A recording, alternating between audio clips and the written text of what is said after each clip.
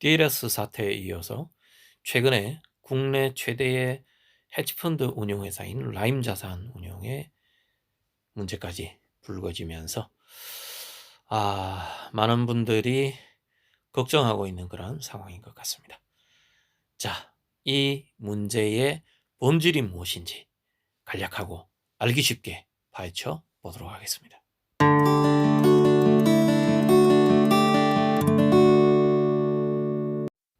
투자의 현인 워렌 버핏은 이런 말을 했습니다. 파생 상품은 금융계의 대량살상 무기이다. 이 말은 2008년 미국발 금융위기의 본질을, 원인을 단 한마디로 요약한 표현이라고 볼 수 있을 것입니다. 10년 전 미국에서는 비우량 대출, 즉 서브프라임 모기지를 은행권에서 많이 판매했다고 합니다. 즉 대출을 많이 해줬다는 거죠. 바로 이런 비우량 대출을 바탕으로 해서 만든 펀드가 대출 파생 펀드 상품이었습니다. 쉽게 말해서 이게 파생 상품인 거죠. 은행권의 대출을 기반으로 해서 대출 파생 펀드를 만드는 이 투자 운용 회사들, 그 펀드를 또 일반인들에게 많이, 투자자들에게, 개인 투자자들에게 많이 팔았다는 겁니다. 그 당시에 이 대출 파생 펀드 상품을 산 수많은 사람들은 이게 도대체 어떤 상품을 기반으로 해서 만든 펀드인지 좀처럼 알기 힘들었습니다. 왜냐하면 이런 파생 상품은요, 굉장히 그 구조를 이해하기 힘들도록 만들어 놓은 그런 아주 복잡한 형태의 금융 상품이기 때문에 그런 것입니다. 이번에 터진 이 라임 자산 운용 사태는요, 2008년 미국발 금융위기 때 터졌던 이 파생 상품 사태와 거의 성격이 전 비슷하다고 봅니다. 왜냐하면 이번에 라임 자산 운용에서 판매했던 메자닌 펀드나 테티스 펀드는요, 부실 상품, 소위 이건 좋은 채권이 아니었습니다. 제가 맨 밑에 기록해 놓은 BWCB라고 적혀 있는 거 있죠? 이 BW가 신주 인수권부 사채, 그리고 CB가 전환 사채입니다. 여러분 주식을 하시는 분들은 이미 이 BW와 CB에 대해서 많이 보셨을 겁니다. 이 BW나 CB는요, 이 회사채거든요. 쉽게 말해서 회사에서 발행하는, 기업에서 발행하는 채권인데 이게 성격이 대단히 모호합니다. 일반 투자자들, 그러니까 주식 투자를 하는 분들 중에서도 아예 BW나 CB 이런 회사채를 발행하는 기업의 주식은 아예 거들떠 보지도 않는, 저 역시 마찬가지입니다. 코스닥의 수많은 기업들이 이런 BW와 CB를 발행하는 회사들이 많이 있는데요. 알고 보면은 쉽게 그냥 한마디로 말해서 이 기업 활동을 통해서 영업이익을 올리기보다는 오히려 이렇게 회사채를 발행해 가지고 금융 수익을 노리고 있는 그런, 어떻게 보면 이게 모럴 해저드입니다. 도덕적 해이에 빠져 있는 기업들이 주로 발행하는 회사채가 바로 이 BW와 CB라는 거죠.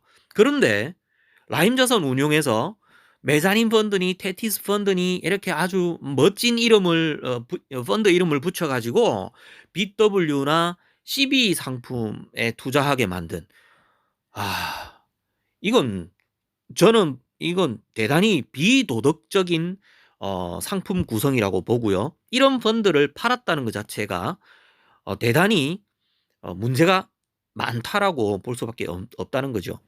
이런 파생 상품은 이야말로 정말 워렌 버핏이 말한 것처럼 금융계의 대량 살상 무기가 될 수밖에 없는 것입니다. 제가 예상하기로는요, 분명히 라임 자산 운용의 이 펀드 매니저들이 메자닌 펀드나 테티스 펀드를 판매하면서 BW나 CB의 위험성에 대해서, 이 성격이 어떠한 것인지에 대해서 정말 자세한 설명을 하지도 않았을 겁니다. 뭐 설명을 했더라도 많은 투자자분들이 이걸 이해하기가 힘들어요. 그러니까 이 복잡한 구조와 형태를 가진 이런 파생 상품을 산다는 것 자체가, 투자를 한다는 것 자체가 잘못이었던 것도 있지만 이런 상품을 하는 이 투자 운용사가 1 차적으로 책임을 져야 되고 문제가 많다는 것을 스스로 인정을 해야 되겠죠. 물론 현재 개인 투자자분들에게는 지금 당장 환매를 해 주느냐 안 해 주느냐 이게 인제 가장 큰 문제가 되겠죠. 3천여 분들이 지금 뭐 6천억 정도가 물려 있다라고 이렇게 나와 있는데요. 뭐 평균당 인당 평균으로 따지자면 한 사람당 한 2억 정도씩 이렇게 투자액으로 우리가 추산을 할 수 있겠죠. 사람들마다 이거는 이제 제가 평균치를 낸 계산이고요. 사람들마다 이 투자 금액은 다 다를 수 있겠죠. 요즘은 이런 사모펀드에 개인 투자자분들도 투자를 하시는 분들이 많다고 하지 않습니까? 그것도 이제 고액의 자산가분들이 이렇게 사모펀드에 투자를 하는 분들이 많이 계신데 정말 개인적인 공부를 하고 정말 철저한 준비를 해서 이렇게 직접 투자를 하는 형식의 투자를 하셔야지 이런 식의 간접 투자를 하시는, 게다가 파생 상품인 줄도 모르고 파생 상품을 그냥 덜컥 사 버리는 이런 현실이 굉장히 저는 안타까울 따름입니다. 지난번에 터졌던 DLS, DLF 사태도 역시 마찬가지 아닙니까? 파생 결합 펀드였죠. DLS, DLF. 파생 결합 펀드. 뭡니까? 일단 파생이라는 글자가 들어가 있으면요. 일단 한번 의심해 보고 일단 멀리하시는 게 좋습니다. 이건 기본적으로 독일 국채를 기반으로 해서 만든 펀드 상품이라고 하는데요. 물론 이번에 터진 라임 자산운용 사태하고는 조금 성격이 좀 다를 수 있습니다. 왜냐하면 독일 국채는 이게 독일이라는 국가의 경제 상황하고 직접 연관된 그런 이 채권 상품이기 때문에 독일 경제가 급격히 나빠지면 이 독일의 이 국채도 역시 수익률이 급격히 떨어질 수밖에 없는 그런 구조 아닙니까? 이번에 실은 미중 무역 전쟁 때문에 독일 경제가 굉장히 급격히 최근 1-2년 사이에 급격히 독일 경제가 침체되는 그런 국면에 빠져 있지 않습니까? 최근에는 독일의 제조업 지수인 PMI 지수가 4.14까지 떨어지는 그런 굉장히 상황이 악화되고 있는 그런 상태죠. 솔직히 한 국가의 경제 상황을 장기적으로 예측하기란 대단히 힘든 영역입니다. 이건 뭐 거의 신의 영역 아닙니까? 독일이란 국가가 유로존에서 정말 잘 나가던 거 사실이었습니다. 하지만 미중 무역 전쟁이라는 이 직격탄을 맞고 독일은 전형적인 수출 국가 아닙니까? 우리나라보다 GDP에서 차지하는 수출의 비중이 46%라고 하고 우리나라가 42%라고 하는데 우리나라보다도 더 강력한 수출 주도형 경제를 갖고 있는 그런 국가죠. 그런데 이런 독일이 갑자기 수출이 둔화가 되니까 지금 독일 국채의 수익률이 급격히 떨어질 수밖에 없는 그런 상황이었던 거죠. 물론 제가 보기에는 이런 어떤 독일 국채를 기반으로 한 파생 결합 펀드를 판매했던 투자 이거 뭐 우리은행 같은 이런 금융사들이 이 모든 걸 예측하기는 힘들었을 겁니다. 하지만 저는 투자 원금마저 회수할 수 없다는 사실을 보면서 이건 도무지 이건 좀 아니다. 이건 이런 파생 결합 펀드를 만든 이 투자 운용사의 또 은행의 책임이 분명히 있다. 이건 분명히 도덕적 해이에서 나온 문제이다라고 생각할 수밖에 없습니다. 결국에는요. 우리 개인 투자자 입장에서는 이런 파생 상품, 펀드 형태로 되어 있는 파생 상품을 사는 것보다는 직접 투자를 하셔야 됩니다. 만약에 진짜 독일 국채가 마음에 들었다면 직접 사셨어야죠. 그리고 독일 경제 상황이 안 좋다는 소문이 들면 바로 매각을 들어가야 되는 겁니다. 그러면 원금의 일부라도 건질 수 있는 것 아닙니까? 그런데 이런 파생 결합 펀드 상품을 사가지고 원금마저 건질 수 없는 이런 파국에 이르렀다는 것은 이건 간접 투자, 특히 펀드 투자의 비애라고 볼 수 있는 겁니다. 파생 펀드라는 이름으로 판매되는 이 파생 상품들 정말 주의하셔야 되는 겁니다. 제가 예전 방송에서도 한번 이 펀드 상품의 문제에 대해서 지적을 한 적이 있습니다. 사례를 들어서 제가 방송을 했던 적이 있는데요. 물론 모든 펀드 상품이 다 문제가 있는 것은 아닙니다.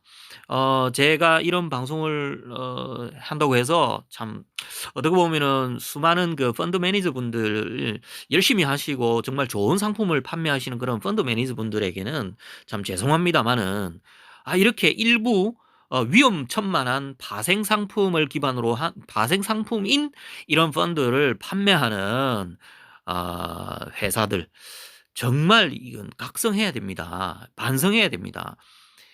수많은 개인 투자자들을 울리는, 눈물 흘리게 만드는 그런 잘못된 행태 아닙니까? 제가 누누이 말씀드렸지만 직접 공부하셔야 한다. 내 소중한 자산을 그냥 남에게 맡기지 마십시오. 어 정말 타인은요, 나처럼 그렇게 정말 내 돈을 금이야 오기야 여기지 않습니다. 그러니까 결국엔 내 자산은, 내 돈은 내가 스스로 지켜야 하고 내가 스스로 불려 나가야 됩니다. 그러기 위해서는 뭐 해야 됩니까? 공부해야 됩니다. 책도 읽어야 되고, 지금 책 읽기가 너무 힘드시다면 유튜브 방송이라도 보셔야 됩니다. 좋은 방송을 보시길 바랍니다. 그래서 스스로 공부하셔서 스스로 나의 자산을 지켜나갈 수 있는 그런 우리가 되었으면 좋겠습니다.